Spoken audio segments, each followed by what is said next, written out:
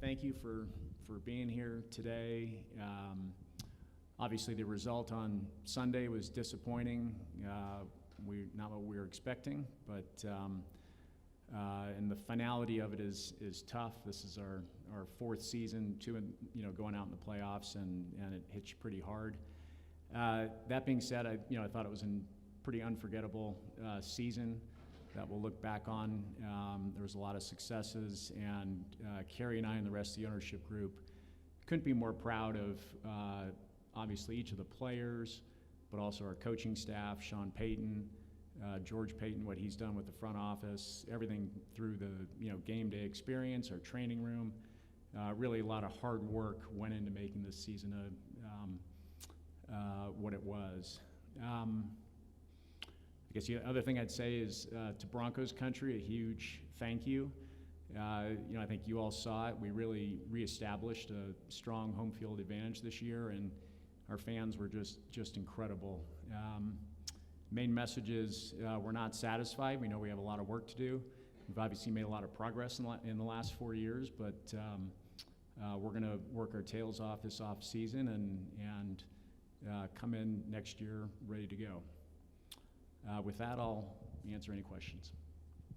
Hey, Greg, it's Arnie Stapleton from Associated Press. I'm wondering if two things. One is, you got your franchise quarterback. I think he solidified himself, especially this year with Sean. And I'm wondering how you think, the GM, head coach, quarterback, you seem to have gotten that right, and how that propels you to the future. And then the new headquarters going up just across the way, how's that going to make you a better franchise?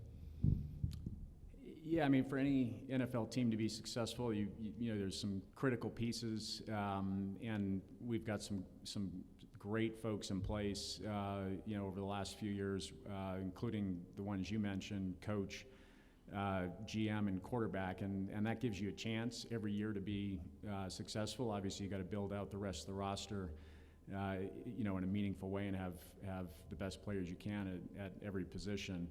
The way we look at it from an ownership perspective is we need to provide the resources and set expectations really high, and then we're going to hold people accountable. Part of those resources are things like the training facility that we're building here, and we want to make sure our players and coaches and all the staff have the right resources to be successful, and we think we're doing that here.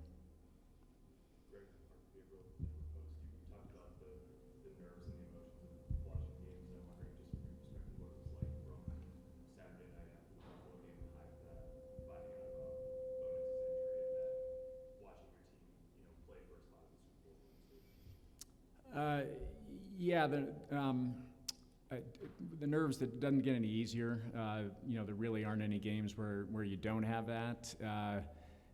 That Saturday night, that was the biggest high and low in a short period of time that I've certainly experienced here, where you come out of incredible home game environment, win a playoff game, a lot of excitement, ups and downs. That was a classic game, and then I was with Bo and the doctors after the game, and the initial evaluation looked pretty good, and then to get the word a bit later that he'd actually fractured his ankle was a big blow, but that's sports. You're going to have these highs and lows, and you want to be a part of that, and that's just part of the experience.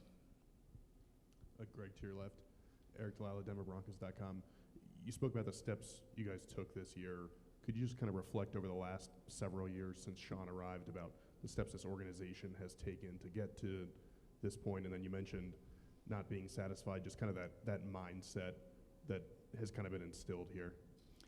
Yeah, it really starts with the culture of toughness, resiliency, grit, that Sean has I think instilled in this group, and having the right players here. So obviously there's the skill set that players bring, but are they the right players in the locker room? You talk to any of our players, and I think they want to be here. They want to be a part of it. They want to work hard. That's a big part of it. But it's also across the rest of the organization. So whatever part of the organization is, whether it's the training room, our game day experience, who's taking care of the fields, we want to have the best people in all of those all of those positions. And when you do that, that lifts up the whole organization. It doesn't guarantee success, and each year, we're going to have to start over again next year, and we're going to have big goals, and it's going to start with trying to win, the AFC West and go from there. But, we're definitely not satisfied with what we've accomplished so far. Hey, Greg, Kyle Fredrickson with the Denver Gazette. I'm just curious how you'd characterize the community feedback you've received in the planning process for Burnham Yards, and ultimately how that's going to shape the final vision for that project. Yeah, so far the process has been, I think, terrific. Damani Leach, our team president, has been leading that outreach, with a number of others, including Tim Aragon, obviously my wife Carrie and I, and so far the feedback, lots of questions, lots of interest. We're listening. That's what this period is about, getting in, taking in that input and thinking about how that's going to impact what our plans are. As we come up with a community benefits agreement. Also a lot of conversations with city council members. And, we think we're going to create something that's going to be special for the city of Denver, state of Colorado. But we also understand when you take on a project of this scale, there's going to be a lot of different opinions, and we've got to take those in and then come up with the right solution. Greg, to your left, Zach Stevens, DNVR. What did you think of Bo Nix's entire season? And then are you at all concerned about his ankle injury, having multiple of those over the past couple of years? Are you concerned about that for the long term? Not zero concern. His surgery was a straightforward surgery, went very well. Absolutely no issues there or concerns going forward.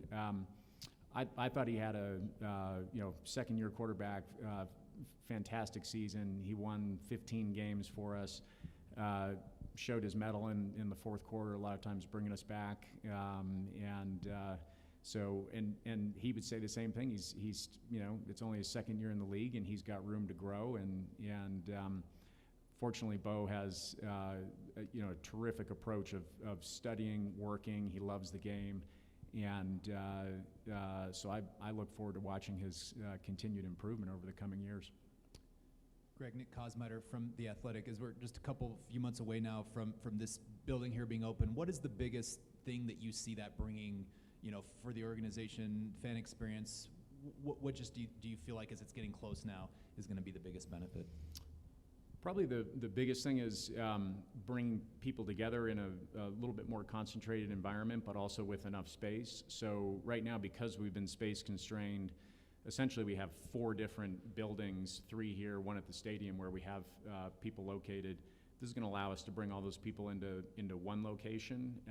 But at the same time, we wanted to size it in a way that player travel and how they manage their daily work was easy for them. So the whole first level will be player oriented, and that'll be tied into the field. The weight room, locker room will be much bigger. So it really, it's a building that's right-sized for our roster as it sits now and the size of the organization. And we think we'll get a lot of benefit from having those people together in one place. Greg, Troy Rink from the Denver Post. Contracts aren't up, but have you considered or approached both Sean and George in terms of aligning their contracts moving forward? More specifically, I guess, to George, given the nature of his contract. And does those two being here affect how aggressive you will be this offseason in free agency? You've talked about kind of picking your spots in free agency. Does this set up as we're so close an aggressive offseason in free agency for you? Well, first of all, I'd say the two of them have, we'd love to have both of them here long term. I think the partnership they've created and how they work together, it's very complementary. In terms of their contracts, those are things that we'll always deal with on a personal basis and private, and take that as it comes. In terms of free agency, I always look at it as, I get a little worried about just the pure phrase of aggressive, because you can be aggressive, but you want to do it in a smart way. So again, we'll be willing to spend if we see something that we see a player that we think is going to add a lot of value here. we'll definitely take an aggressive approach, but we're also not just going to, we're not going to bring in somebody that's not right for this locker room, and so there'll be a lot of factors that we consider. But I'd say we'll be opportunistically aggressive. Greg, Romy Bean, CBS Colorado. Several players, countless players throughout the season have mentioned how supportive you guys have been, ownership has been to them, meeting their needs. Just a few days ago, J.K. Dobbins was saying in his recovery, there was things he needed, he would reach out to you, and you made sure that it was available to him so he could come back so quickly. From your perspective, what's your philosophy on the relationship between ownership and players, and what is kind of your hands-on approach?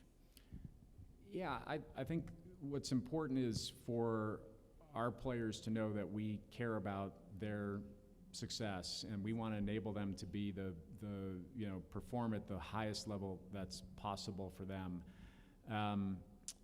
I think it's also, we care about their families, their involvement in the communities, those types of things. I also think it's important to have a little bit of we're not here to be, you're not trying to become best friends with your players. Like I don't think that's the right relationship either. So, but we care about our players. We get to know them. I think it's important for them to see us here, see us at practice. They know, so they know that we're intently focused on their success and our team's success. Hi, Kim Posey, Fox 31. Could you give an update on the new stadium itself, where you are in the process, and then speak specifically about the retractable roof? The game on Sunday was obviously very snowy. Would that have been a time you would have considered closing the roof?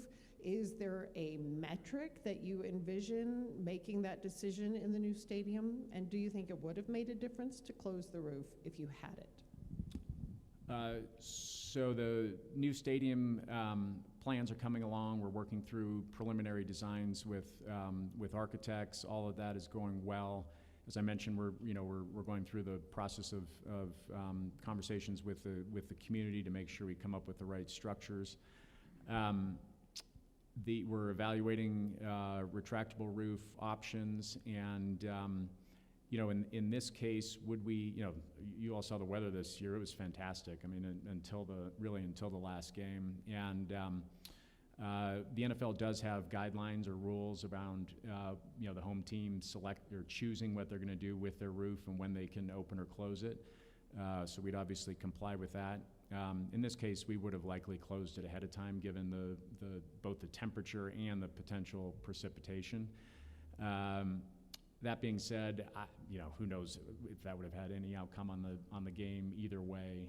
This would have been more around just what was going to be good for the fans. So it was pretty rough. Yeah, Mike Kliss, 9 News. Greg, I call on your football expertise here. Where do you think the team fell a little short as far as taking that 2 more steps to winning the Super Bowl? And have you talked with Sean and George about, where they may have fallen short this year and what they need to do to get there? Yeah, I'll leave the specifics of where we fell short to our coaching staff, because I think or front office, because I think that's their job and what they do really well. But the process will go through the next. We're doing in the next couple weeks. We'll start the evaluation of our roster. Obviously, going through evaluating our coaching staff, you're always going to have some natural attrition where coaches get other opportunities, and then we make some changes that we think are in the best interest of the organization. But then we'll evaluate our roster and system and come away with some absolute needs and then wants, and we'll address that through free agency, trades, and the draft. Hey, Greg, on your left, Brandon Cristal, Guerrilla Sports. Romy kind of asked about helping players with what they need. I've heard around the league and actually talked to players about the NFLPA survey that's done, and some owners wish it wasn't done. But I guess how seriously do you take it, and how much are you? It came along kind of right as your ownership, took hold. Do you want to be A+ across the board, and does that kind of motivate you to be at the top of every one of those categories? Well, I think anybody always wants to get A's on the test. I think it's a useful input. I don't think it's the end-all be-all. There's, you know, when the surveys are done, how those are done, how the questions are posed. So I don't look at it as everything from that survey is necessarily the truth. That being said, I think there's some good. I think you get some good inputs from that, and we've tried to be responsive to that. And so I look forward to seeing what's in there. And in the last couple surveys, our players have said our locker room's not great and it's too small. And I might have gotten an F on that, and that's why we're building a new facility. So not the only reason, but one of them.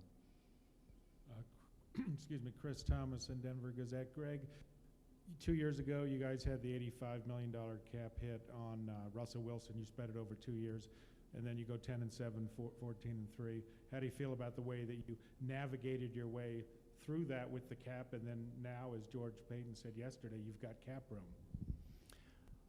I think we navigated it well. You prefer not to have that kind of dead money on your books because it can be a limiter, but I love the approach we took, which was none of us were ever going to make any excuses for that. So we just looked at it as we're going to have some constraints, we're going to have to be scrappy, and we're going to figure it out and put a great product on the field, and I think that we've done that. We're in a good position now. We've got, in terms of cap space, as well as our draft picks, and that's exciting as we go into this offseason. Greg, Luke Evans, Denver Post. Just curious, a few years into your relationship with Sean and George, as you've gotten to learn, the ins and outs of the league and personnel and what have you. What is your input at this point on football decisions? Do you feel like you have final sign off? Just what is the communication with them there, like in that regard? Yeah, my style is more to probe and ask lots of questions. Try not to be in a position of needing to make any final decisions on these type of football decisions, but we've got an open dialogue. I talk to those guys every day. If we've got a critical decision we're making, we're gonna talk about it. But if the two of them agree on something and recommend, it'd be pretty unlikely that I'd ever overrule that. So the approach, I think it's working really well. And again, it starts with the two of them having a lot of trust in each other, and they each have a deep expertise and set of experiences, and that enables us to draw on that.